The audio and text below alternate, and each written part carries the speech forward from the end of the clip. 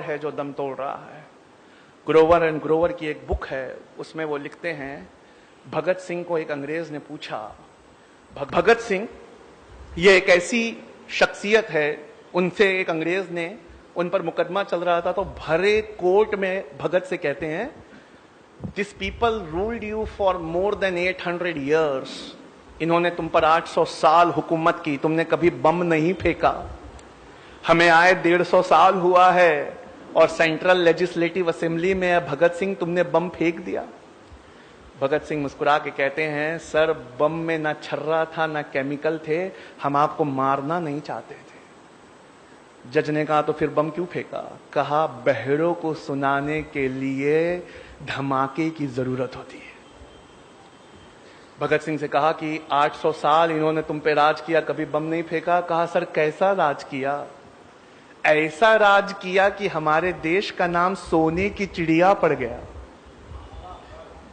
ये सोने की चिड़िया की चहक है जो आपको 7 समुंदर दूर से खींच कर लाई।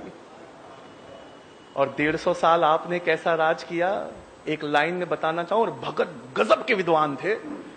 भगत कहते हैं 150 साल आपने कैसे राज किया, अगर एक लाइन में कहना चाहूं तो आपने एक स्पंज की तरह राज किया। ये स्पंज गंगा के किनारे से हीरे मोती चूस कर ले जाता, और जब इसे थेम्स, लंदन में नदी है, थेम्स के किनारे निचोड़ा जाता तो दौलत बरसने लगती। ये जो दौलत आप यहां से भिगा भिगा कर ले गए हैं, सारे कल कारखाने और औद्योगिक क्रांति उसी से आई। और इन्होंने कैसा राज किया? इन पठानों और मुगलों ने इसे अपना घर बना लिया, इसी की धूल में अपने आप को मिला दिया, और जो पैसा यहां से लिया यहीं खर्च कर दिया। पेज नंबर है 169, बुक का नाम है ग्रोवर एंड ग्रोवर। आप भगत सिंह के इस बयान को वहां पढ़ सकते हैं। वीर सावरकर कहते हैं कि क्या आप जानते हैं 1857 में सबसे बड़ा, जिसका सबसे बड़ा नुकसान हुआ वो कौन था?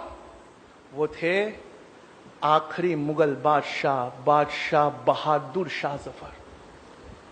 वीडी सावरकर लिखते हैं कि मैंने जॉन निकलसन की किताब से इस चीज को कॉपी किया है कि जॉन निकलसन ने लिखा कि हमने सवेरे बहादुर शाह पर यह जोर डाला कि आप नाश्ता करिए।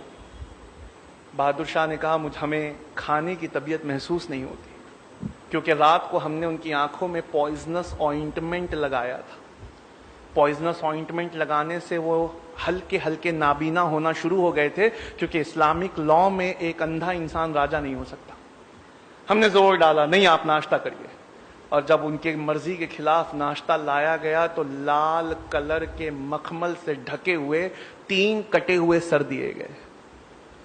2 उनके बेटे के थे, 1 उनके पोते का था।